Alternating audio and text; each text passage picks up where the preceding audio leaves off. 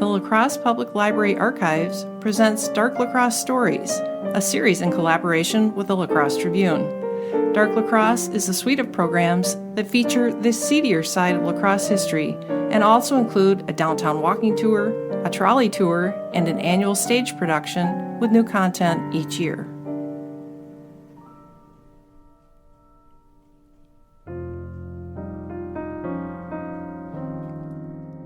My name is Henry Lyso, prisoner number 12681. I am serving a life sentence in Waupun State Prison for first-degree murder.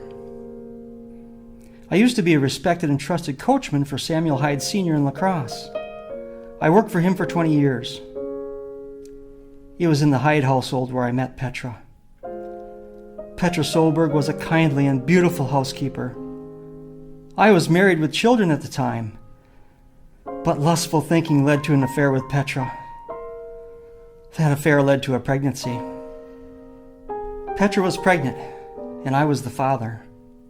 The plan was to meet Petra and give her $300 to go to Minneapolis to have the baby. When I picked her up, she demanded $500, or she would tell my wife, my family, my acquaintances of my sins. I didn't have the money.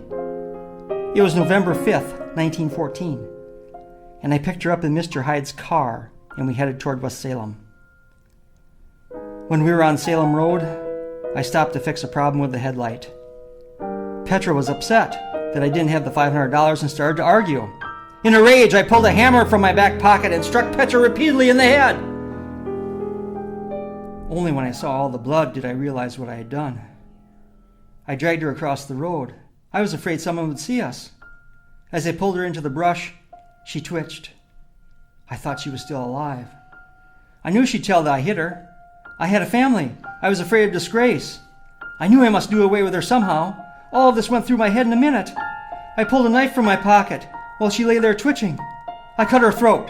I cut once, twice, probably 3 times. I cut and I cut and I cut. All this time she had been kicking. Then all of a sudden she lay still. I knew she was dead. At first I was going to run away. Then I knew the body would be discovered. I knew I must get rid of it. I took her by the feet and dragged her straight down the hill. I knew the La Crosse River was down there. I got her there. How, I don't know. I picked her up and I threw her in the swift current. I went back to the car. My hands felt damp. I held them in front of the lights and they were covered in blood. Petra's blood. Petra, the girl I had known and who had been so easy with me. I was terror-stricken. Every tree, every post seemed to be pointing a finger at me and saying, "You did it. You are the slayer of this girl." I did kill her. I'm willing to confess it. In my cell, I've seen her face. She has haunted me.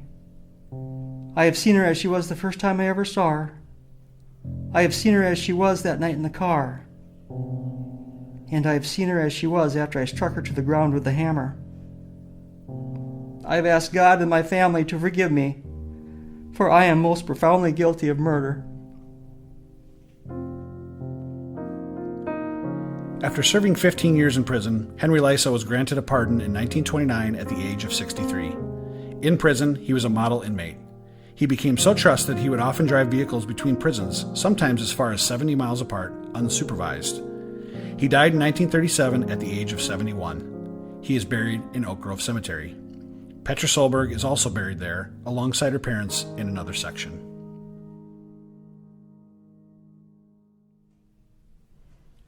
And now I'd like to welcome in David Kranz and Anita Taylor-Doring. David is the director of the Southwest Wisconsin Library System based in Fenimore and was a member of the La Crosse Public Library Archives Department from 2013 to 2018. He did some of the initial research for this story. Anita is the senior archivist and archives department manager at the La Crosse Public Library, and she recently dug into new research on Henry Lyso and Petra Solberg. This was a horrible event. In the end, it wasn't terribly complicated. Petra Solberg's sister pointed the finger at Henry Lyso. There was evidence. and Lissow fully admitted his guilt. But it was horrible. Once confronted with his crimes, Henry was horrified at what he had done and became remorseful and despondent. While held in jail, he pleaded guilty to the sheriff of first-degree murder and waived his right to a jury trial. He was whisked away to Waupun immediately. One remarkable thing about this story is that there were calls for Lissow to be pardoned just 5 years after he went to prison for murdering Solberg with a hammer and dumping her into the La Crosse River. Letters were sent to city newspapers reminding people of the needs of his family and also what a good person he had been, up until the murder. The police chief and presiding judge, Edward C. Higbee, participated in squashing that effort. Even the La Crosse County Board of Supervisors passed a motion expressing disapproval of a pardon. Several women's groups protested the pardon chiefly because of the violence against women and the potential threat Henry would be to the community if released. Conversely, Petra's family was silent.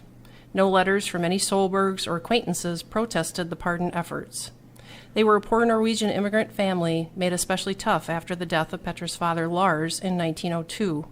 His widow, Beata, was left to raise 4 children alone, and likely was the reason Petra was urged to ask $500 from Henry instead of the original amount of $300 that was agreed to. After Petra's murder, 2 of her sisters died early deaths in the 1920s.